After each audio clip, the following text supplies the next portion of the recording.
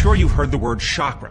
There are many misinterpretations and misunderstandings of that simple word, which both weaken the meaning of it and reduce our ability to interact with these mystical centers. Let's take a quick journey, offering you a fresh, new understanding of the different energy centers to show you how to create coherence in them, so you can reprogram your autonomic nervous system along with these individual energy centers to create homeostasis and balance, restoring health back into your body.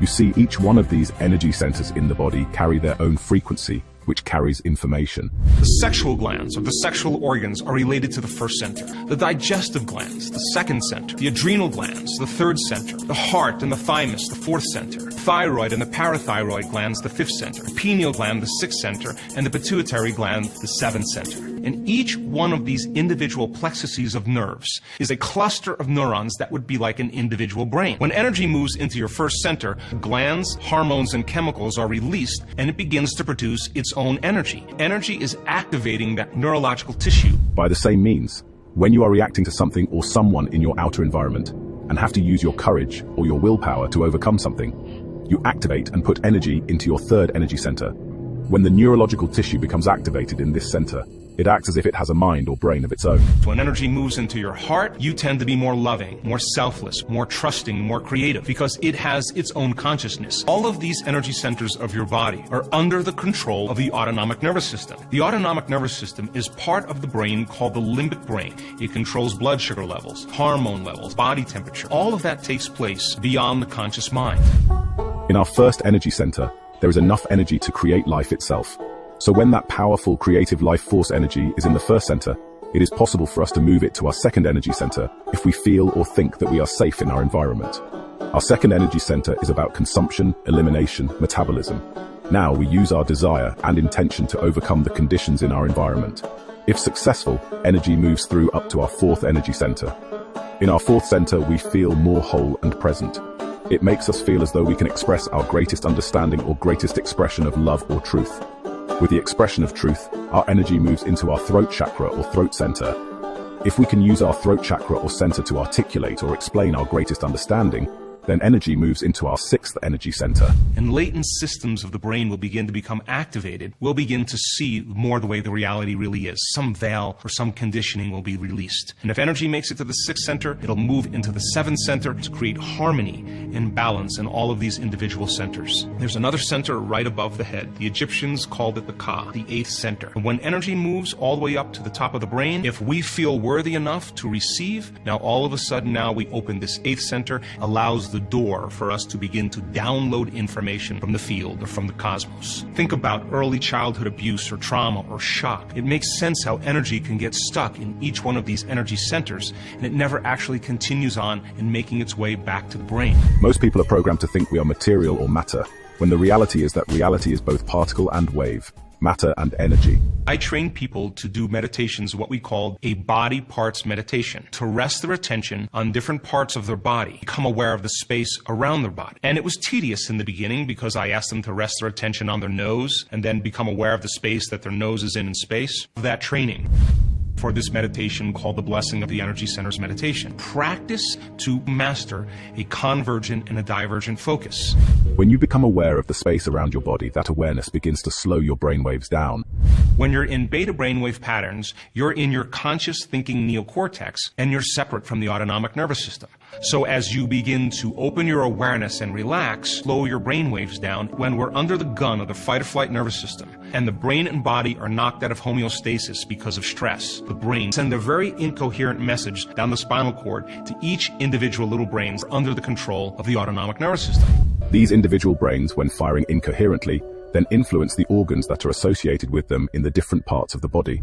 So what if you were to rest your attention in each one of these energy centers? And the more you keep your attention on it, the more you're giving it your life force or energy. And as you rest your attention in each one of these centers, and you can become aware of the space around these centers. The formula for doing this is putting your attention in your first center, becoming aware of the space around it, tuning into its energy, Then moving your attention to your second center, feeling it, staying present with it. And the longer you're conscious of this energy, the more you're drawing from that field and creating coherence in that center. And when we get to the eighth, all I want you to do is become aware that you're up in this space up here. And the emotion that I want you to feel, gratitude. Gratitude represents receiving. Feel worthy to receive. You'll go to this invisible field around your body, the true self. There are several types of ligands that we have in our brains and bodies. The first one is the neurotransmitter. Neurotransmitters send messages in the nervous system. The second ligands are neuropeptides. Neuropeptides are chemical messengers that signal hormonal centers. Once a neuropeptide is released, it goes to the individual hormonal centers and activates the hormonal system. Then our body releases chemicals. If a person is thinking certain thoughts, like they're suffering, or they're in pain, or they feel guilty, they'll begin to activate different neurological networks in their brain. Neuropeptides are created. That neuropeptide makes its way to the second energy center in the body, and the person starts to feel bad, or the person starts to feel unworthy, feeling exactly the way they were just thinking. The brain checks in with the body and generates more corresponding thoughts equal to the way you were feeling. Over time, we keep taking energy and storing it in these lower energy centers in our bodies. The job for us is to learn how to create balance and equilibrium in each one of these energy centers. When you begin to feel certain emotions that are related to the first three energy centers, we're drawing from the field and we're using energy to make chemistry. When we start getting to our fourth energy center, this center and above begins to release energy or cause energy to move out. If I ask you to rest your attention in your fifth center and I ask you to tune into its frequency, I ask you to tune in and receive, you're going to be drawing from that field and creating coherence in each one of those individual brains. And if you can put a coherent signature over an incoherent energy, coherence will begin to entrain incoherence. When there's total coherence, we would call that a healing. Now, when atoms come together, they bond and exchange energy. When you exchange energy, you are exchanging information. Once those atoms form a molecule, they have a different specific gravity, they have a different weight. Adding more and more atoms, you'll begin to form a chemical. And there's an invisible field of energy and information that's holding that chemical together. Take enough chemicals and you can create a cell. The cell has its own individual energy. And in the latest research in information biology says that it's not charged molecules randomly instructing the cell, but it's the cell's light energy that's allowing the cell to have its instruction. So the more coherent the light is, the better the cell functions. Now, if you put a group of cells together, they form a tissue. This tissue will begin to emit its own light and energy with its own information. The more harmonious or coherent the cumulative light is from that tissue, the higher functioning that tissue is. That tissue can become an organ. Now, the organ has its own individual field of light and information. In that field of light and information are instructions for the organ. Therefore, light, which is energy, has information.